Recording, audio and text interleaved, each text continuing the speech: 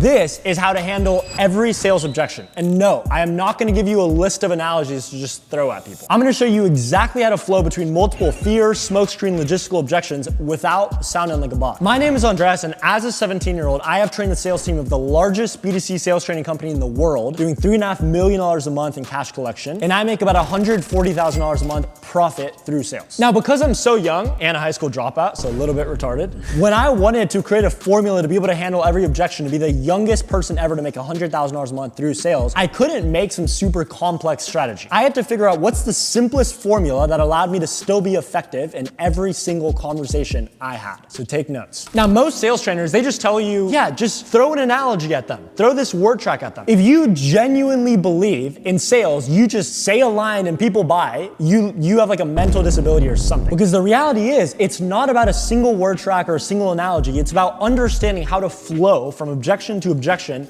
and even turn objections into the one that you want to handle. Now, the psychology behind this is, think of objection handling as doors. Imagine you have 7 doors. You're standing there, 7 doors in front of you. One of them is the prospect buying. One of them is a money objection. One of them is a partner objection, a time objection, etc. Your goal is not to force them through the buying door. Your goal is to close all the other doors so that the only one left is buying. So here is how you do it. Okay, so the first thing to understand, no matter the objection you get in the call, whether it's a partner or a time, money, whatever it is, you're always gonna default to handling logistical money first. And the reason why is because if somebody gives you a partner objection, if the thing was free, would they still have to ask their partner? Well, probably not.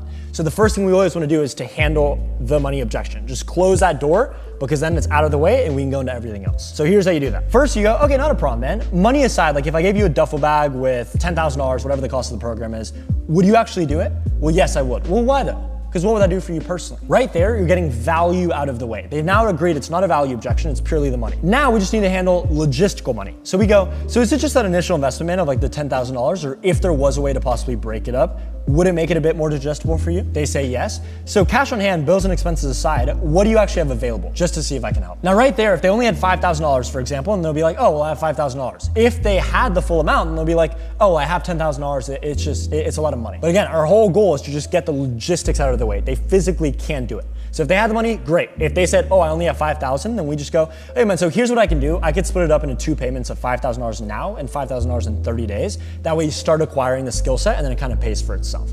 Would that work like within your budgetary constraints? Yes. So with the understanding that you feel it would actually help you get to that 20K a month goal and it works within your budgetary constraints, how do you like to proceed? Now right there, there's 3 routes that they can go. Number 1, they either say, yeah, let's do it, this is great, and then they buy. Number 2, they go straight into fear, which is like, yeah man, but like I really just, I need to think about it, like this is a big commitment. Or the third one is they loop back to the original objection. Now what I mean by that is if from the very beginning they gave you a partner objection, you're like, okay, not a problem, man, like let me ask you, money aside, would you actually do it?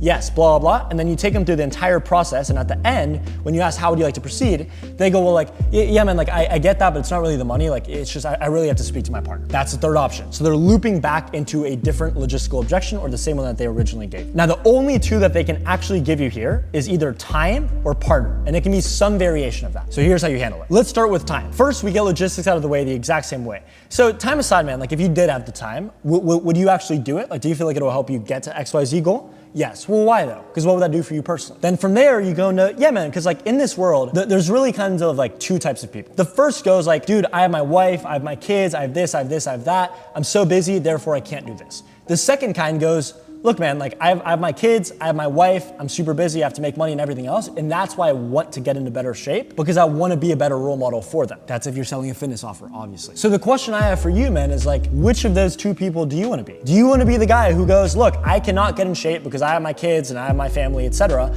Or do you want to be the guy who goes, I have my kids, I have my wife, I need to be a great role model for them, therefore I will find the time to do this? Which one? Right there, obviously they'll be like, oh, well, I want to be the second guy. And why though, man? Because you don't have to, you haven't been. Make them defend their answer, because then they'll go, oh, well, because like, man, like I know I need to be a better role model for my kids. Because what do you think happens, man, if you decide to be the other guy, the first guy, who uses them as the excuse for why you can't get into shape? Oh, well, I would keep on being unhealthy in my family, they just wouldn't be happy when they see me, I wouldn't be that role model. And are you actually willing to like settle for that? Well, no, I'm not. So what decision do you have to make, man, to put yourself in the best possible position to actually get in shape so you can be that role model for your kids and your wife. And now there's two options that they can give you. Either they buy, which cha-ching, we did good, great. Or number two, they go into another fear objection. So it's like, well, it's a big commitment, man. Like, I don't know if I can do this. From there, we're gonna go into fear, and I'll show you guys how to handle fear in a second. Now, one thing I want you guys to understand, and this is the framework for any reframe. You give the frame, so in this case, there are two types of people in this world. Then you do a pushback, and why? Because you don't have to, man. Then you do a consequence, because what do you think happens if you decide to be that first guy? Oh, well, X, Y, and Z. And then you do a CTA, which is what decision do you have to make to put yourself in the best possible position to X, Y, Z. That's the framework of a reframe. Frame, pushback, consequence, call to action. Now that's for time. Let's move into partner. So for partner, we start the exact same way. So partner aside, man, like if your wife, she was on board and she was like, yeah, honey, like we have to do this. Like, would you actually do it? Like, do you feel like it'll actually get you to X and Y and Z goal? Yes. Well, why though? Because what would that do for you personally? Exact same framework. Then we go, so out of curiosity, man, like what happens if you go to her and you're like, hey honey, like we need to do this. Like this will change everything for us. And she says no. Would you just kind of like do it anyways, or would you just kind of like give up on actually like improving your fitness? That way you could get in better shape. From here, there's two answers they can give. Either I wouldn't do it or I would do it anyways. No matter what, we're gonna go into the same analogy. So we start by going, have you heard the saying, man, like heavy is the head that wears the crown? The idea of it is like the weight of the crown, man, isn't the crown itself. The weight of the crown is the decisions you make when you have that crown on. Because like, for example, back in the day, the king, he was the one sending out an army this way. He was the one starting war this way. He was responsible for hundreds of thousands of lives. Because as that king, it would not be fair to put the burden of that responsibility on anybody but himself. Because for you, for example, man, like who's gonna be the one getting in better shape so you can be a better role model? Is that gonna be you or is it gonna be your wife?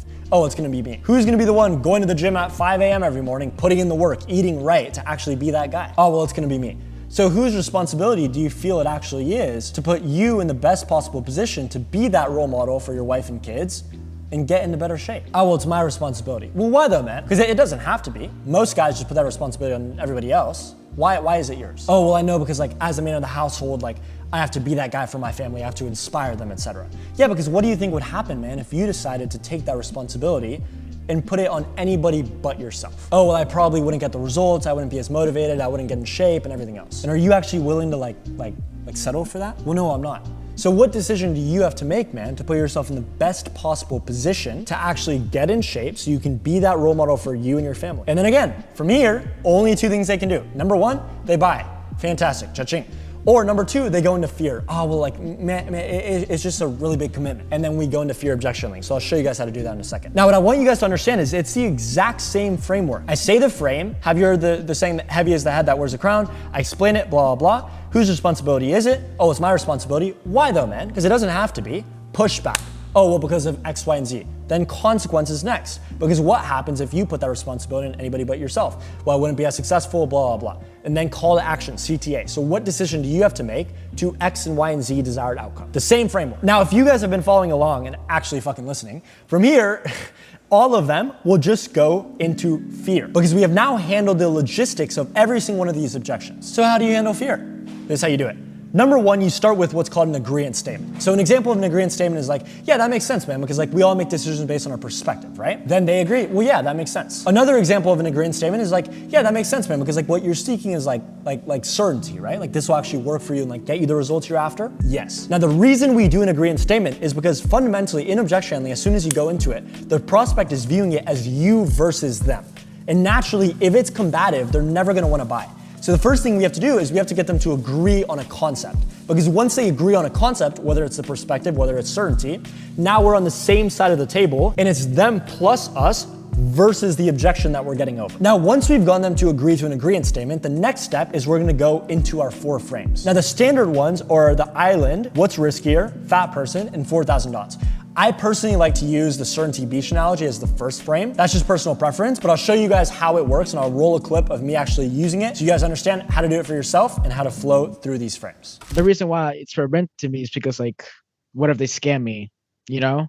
Like, what if they scam me? Well, can I make a suggestion? Yeah. What's up? What if they do? Because there is no certainty in life, right? It's kind of like, I'll put it this way. It's like, if you went to the beach tomorrow, do you know the weather at the beach before you get there? No. You can check the weather app, but has it ever been wrong? I mean, yeah, it's always been wrong. Yeah, it's been wrong many times. So if you never go to the beach, unless it's 100% guaranteed to be the absolute perfect weather, would you ever be able to go to the beach? No, I guess not. No. Same way in business, man. Like if you never invest into yourself and your skill sets because of the possibility that you'll get scammed or it won't work out, and you're always seeking absolute certainty before doing anything, would you ever be able to do anything at all to learn the skill No. set and invest? Well, have you considered, man? Like maybe that's the reason we're having this conversation because you have been seeking that certainty, which has stopped you from doing anything. And now you're in this position losing 20 grand a month. Have you considered that? Yeah, I guess you could put it like that. Yeah. I can put it like that, or that's just how it is. Which one? That's just how it is, I guess. Okay. So what do you think happens, like between you and I, because I'm on your team, what do you think happens if we carry that same mindset of needing certainty, needing absolute certainty before actually doing something moving forward? What do you think happens? I mean, I guess I would just be scared all the time and just not take any type of action, you know? And what do you think that would lead to for you? Consistent 5K a grand, you know, not progress any further, not getting more direct teaching, all that kind of stuff, you know? Why not just do that? It doesn't sound too bad if you're happy with it. And of course, I'm not happy. It's just, you know, I want to progress further and just trying to prove everyone I can just do it. Okay. So are you committed to actually changing that old way of thinking and like stepping into the new one? Or like not seeking certainty, but actually doing things even when they're uncomfortable to get to where you want to go. Yeah. I mean, yeah, I'm committed to that. Okay. And are you open to me holding you accountable to like actually changing that mindset and like stepping into the new one to become more successful? Yeah. I mean, you know, talking to you with how you said it like that, I mean, yeah, I guess I can trust you with it. Now, one thing that's very important for you guys to understand is once you go through 4 frames, yes, theoretically you could objection to them for another 2 hours and overcome it, but it's not worth it. And here's why. Rather than spending those 2 hours trying to overcome that objection, and then maybe if they didn't have a lot of money, maybe you get $1,000 down or $1,500 down, and you only close 50% of them, it's much more productive to just go dial more leads, do more outbound calls, set yourself appointments with people who are more qualified, take them through an entire sales call in 30 minutes, close them or don't close them, keep going, keep moving on, and then that's how you actually build momentum and collect as much cash as possible. Don't optimize for close rate, optimize for cash collected. So after I go through 4 frames, I simply just apologize. I go, hey man, I'm sorry, like I did everything I could and I know this would have changed your life and I know you're gonna have to keep going back to living the 9-to-5 job that you don't even wanna be at, and I'm sorry for that. If there's ever anything I can do for you, just shoot me a text, I'm gonna be here to help. Because 2 things, number 1, that shows them you're genuinely there to help them. So it leaves a better taste, so it's a lot easier for them to reach out in the future if they still wanna look into buying the program. And number 2, again, it just saves you time, because from there, you just end the call. Now, if you don't know much about me, in the past year and a half, I've invested over $150,000 in my own self-education to get to the point where I am today. When I really thought about it, I realized that's the biggest thing that stops the youth in today's society from actually becoming successful. So now I'm on a mission to make sales education accessible to everybody completely for free. So if you look in the description below, there's gonna be a link to a group where number 1, I have all 4 of those frames completely scripted out so you can start using them on your sales calls. I have offers that you can start selling for as soon as tomorrow that you can get placed on regardless of experience, completely for free. I have sales education and everything scripting training that me and my business partner Yash have used to both make over $100,000 a month in profit through sales, and even live sales call recordings of Yash and I taking sales calls that you guys can learn from and start implementing. So if you want to be part of a fantastic community and get all those things completely for free, click the link below and I'll see you on the other side.